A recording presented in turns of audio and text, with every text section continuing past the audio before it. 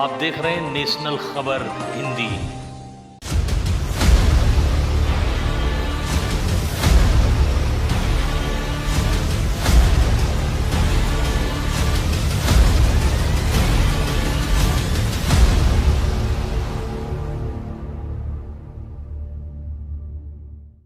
हमारे खास कार्यक्रम नेशनल खबर में एक खास मुलाकात की कड़ी में आज हमारे साथ भारतीय जनता पार्टी के कद्दावर नेता वर्तमान एमएलसी श्री दिनेश प्रताप सिंह जी मौजूद हैं।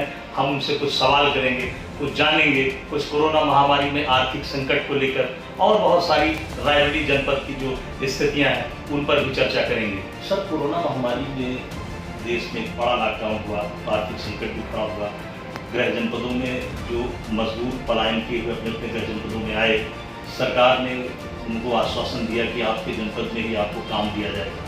ऐसा तो लग नहीं रहा सर कि किस तरह का काम मिलेगा यहाँ पर, खासकर रायबरेली जनपद की बात करें। काम तो मिल रहा है जी, प्रयास भी किए गए हैं कि काम मिले, लेकिन ये सच्चाई है कि कोरोना जैसी महामारी के बारे में सरकारों को, आम आदमी को, किसान को, बेरोजगार को, किसी को भी जानकारी नहीं थी कैसी महामारी है, इससे कैसे निपटा जाएगा, इसके क्या क्या कॉम्प्लिकेशंस होंगे।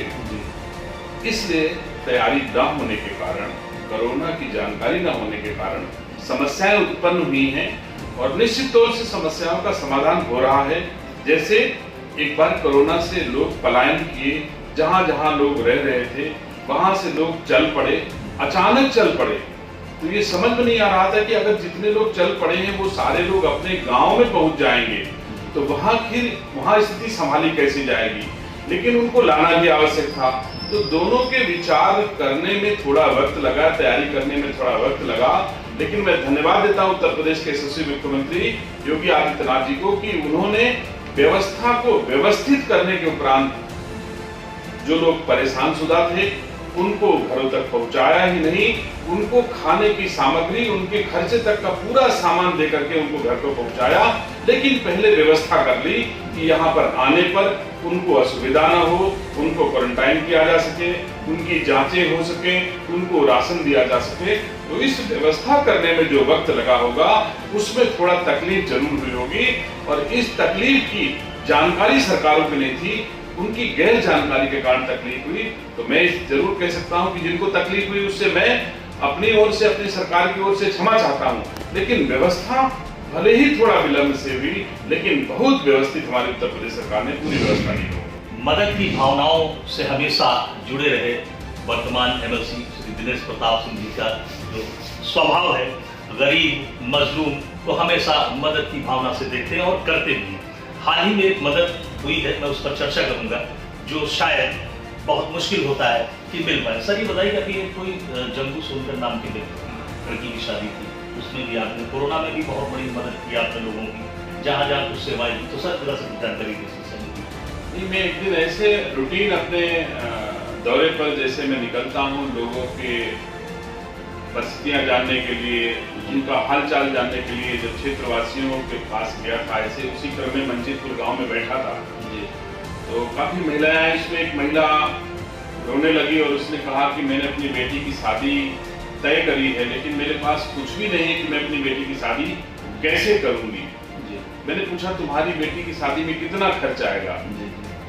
बोली साहब हमारा अपनी बिटिया की शादी में 50,000 रुपया में हमारी बिटिया की शादी हो जाएगी। तो मैंने उसे 51,000 रुपए निकाल के दिए और मैंने ये भावना, मैंने वैसे किसी से कहा नहीं, आपने सवाल पूछ लिया इसलिए मैंने बात कह दी। मैंने अपनी तरफ से इसका कोई प्रचार प्रसार नहीं किया है। ईश्वर मुझे ताकत दे कि ऐसे कमजोर लोगों की सहायता भविष्य में भी जब कभी आवश्यकता पड़े मैं उनके काम आऊँ और उनकी मदद कर सकूँ। सरकार बहुत वादे करती है और कर भी रही है। सबसे बड़ा प्रश्न है कि जो आर्थिक संकट मजदूरों में भी खड़ा हुआ है, गाँव में लोग पलायन करके गए हैं, विवादों से भी लोग घिरे हैं। सबसे बड़ी बात है कि रायबरेली की अगर हम बात करें, जहाँ पर 84 फैक्ट्रियाँ किसी जमाने में चल रही थी, पिछले 30-25 सालों से एक भी फैक्ट्री नहीं चल रही। ऐसे मतलब मजदूर काम करना चाहे तो कहाँ जाएगा? रायबरेली की कोई इंडस्ट्री फैक्ट्री क्या लगता है सब चल पाएंगे? अभी कोई संभावना है? देखिए, जब से भारत में भारतीय जनता पार्टी की सरकार और उत्तर प्रदेश में भारतीय जनता पार्टी की सरकार आई है, तब से मैं समझ रहा हूं कि रायबरेली जनपद की कोई फैक्ट्री बंद नहीं हुई है। उससे फैक्ट्रियां पहले से बंद हो चुकी हैं, जो पहले की सरकारों की नीतियों के कारण रायबरेली की फैक्ट्रियां बंद हुई हैं। उनमें मजदूर बेरोजगार जो हो चुके थे, उन लोगों ने अपना घर बसाया, अपनी गृहस्थी चलाना प्रारंभ कर दिया है, चाहे जैसे कराए हों, चाहे तकलीफें उन्होंने झेली हों। लेकिन ये इधर का कोई विषय नहीं है। ये 20 साल 25 साल पहले से कोई फैक्ट्री ऐसी रायबरेली में नहीं है जो 10 साल में बंद हुई हो। सारी फैक्ट्रियां कोई 20 साल बंद हुई, कोई 30 साल बंद हुई, कोई 40 साल बंद हुई फैक्ट्रियां भी हमारे यहाँ पेपर मिल वगैरह में देख रहा हूँ काफी, और स्पिनिंग मिल्स हैं, बड़ी बड़ी प्रॉपर्टी है उनकी, और वो बंद है। बेशक अगर चलती होती तो रायबरेली में बेरोजगारी कम होती, इसमें कोई राय नहीं है। लेकिन ये परिस्थितियां सरकारों के सम्मुख हैं, और मेरा प्रयास होगा कि अब चूंकि इससे पहले प्रतिनिधित्व तो हमेशा यहाँ पर कांग्रेस का हुआ करता था, यहाँ की एमपी आज भी कांग्रेस की है, इससे पहले भी कांग्रेस की थी। उनका दायित्व होता था कि वो अपने संसदीय क्षेत्र की फैक्ट्रियों को संचालित कराने के लिए सरकारों का ध्यानाकर्षण कराएं। ये जिम्मेदारी सोनिया गांधी की है, ना कि दिनेश सिंह की है। लेकिन फिर भी मैं प्रयास करता हूँ। मैं लगातार अभी मैं मुख्यमंत्री से मिला था और प्रधानमंत्री से मिला था, दोनों लोगों से यहाँ की फैक्ट्रियों को चलाने का अनुरोध मैंने किया है।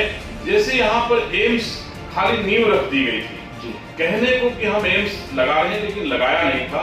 जब भारतीय जनता पार्टी की सरकार आई तो उन्होंने पैसा दिया और स्थापना शुरू हुई।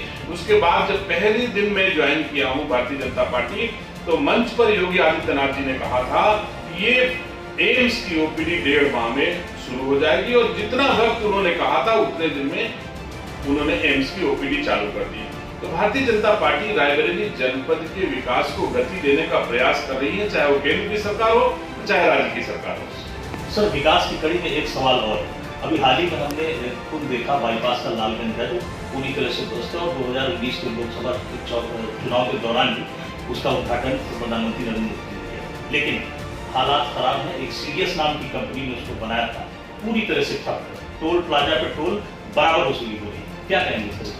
नहीं, देखिए, टोल प्लाजा का विषय अलग है और पुल का खराब होने का विषय अलग है। ये हमारे जनपद की गंभीर समस्या है।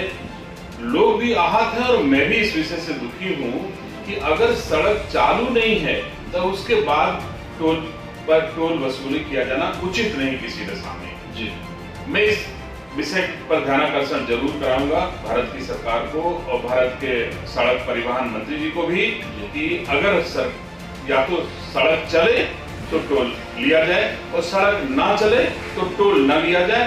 इसमें कोई मतभेद नहीं है, दो राय नहीं है कि अनुचित नहीं है। जिस कंपनी ने बनाया सर, उसके खिलाफ सर कोई कार्रवाई आज तक नहीं हुई। पिछले 1 साल से जिंदपुर बाईपास जो बहुआ रोड पर है और जो ऐहार बाईपास, दोनों पुल खराब है और दोनों ने सीरियस कंपनी ने ही उसको बनाया। तो क्या लगता नहीं सर उनके खिलाफ कोई कार्रवाई? बिल्कुल सीरियस कंपनी के खिलाफ कार्रवाई होनी चाहिए। रायबरेली के जनपद के विकास का पैसा जिसने भी लूटा होगा उसके विरुद्ध कार्रवाई होगी, और मैं स्वयं इस कार्रवाई को कराने का प्रयास करूंगा। जी सर, कुछ आरोप प्रत्यारोप भी लगते रहते हैं यहाँ पर। एक मैं बताऊंगा सर, अभी बीच में कुछ बातें आई सामने की, कोई गेस्ट हाउस और पार्क को लेकर कुछ विवाद चल रहे थे।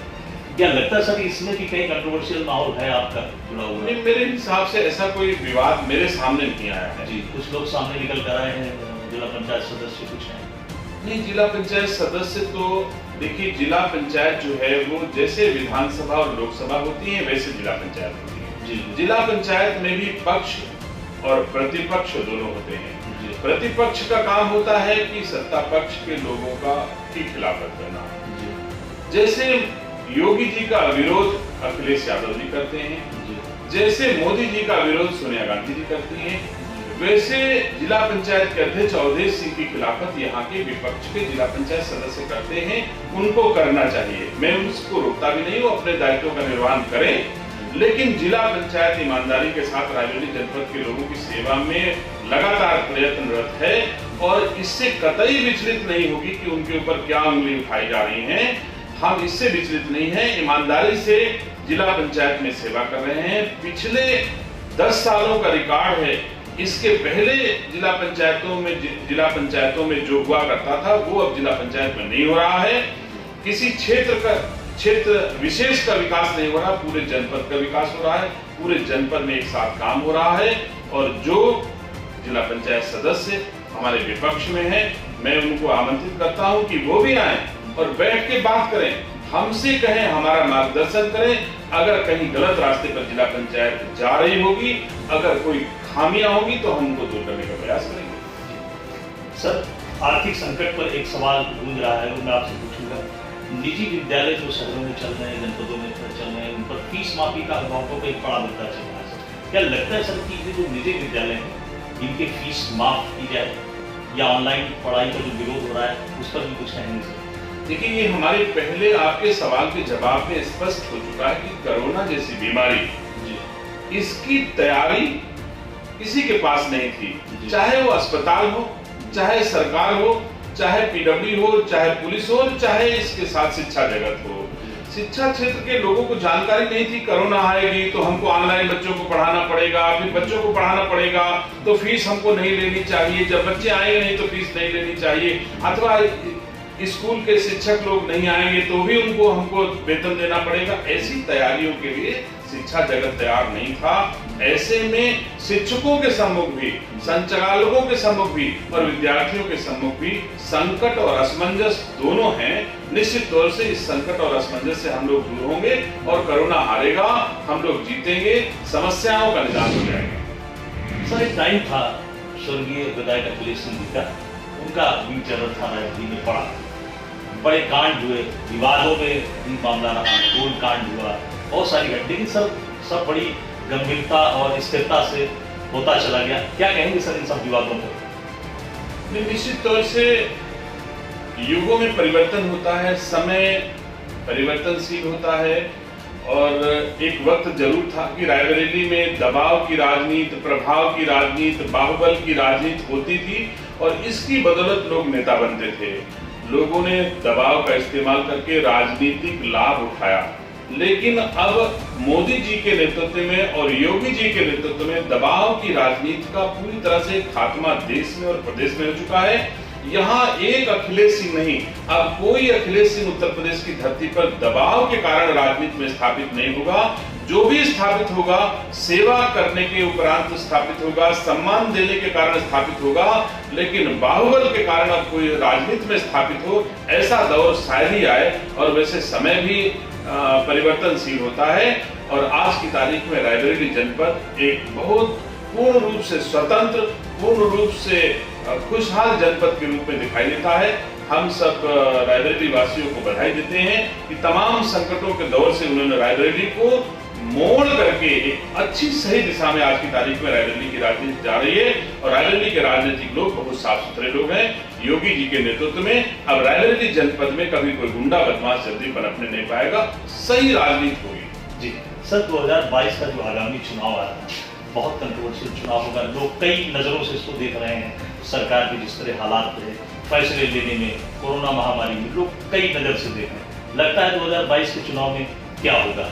देखिए, आप जनता से भी, जनमानस से भी पूछेंगे तो आज की तारीख में सब कोई कहता है, हो सकता है योगी जी से काम करने में कोई कमी रह गई हो सकता है मोदी जी से काम करने में कोई कमी रह गई हो।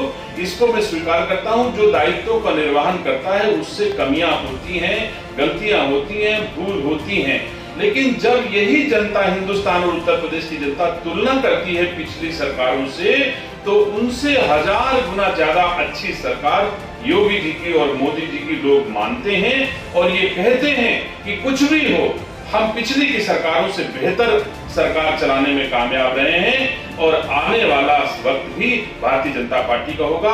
2022 में उत्तर प्रदेश में भाजपा की सरकार बनेगी, 2024 में फिर में दिल्ली में मोदी देश के प्रधानमंत्री बनेंगे।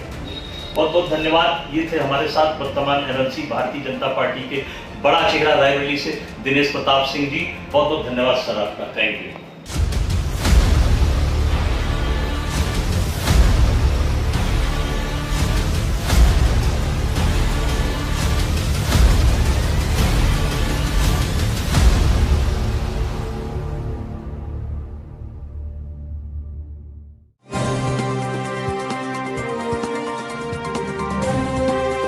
आप देख रहे हैं नेशनल खबर हिंदी।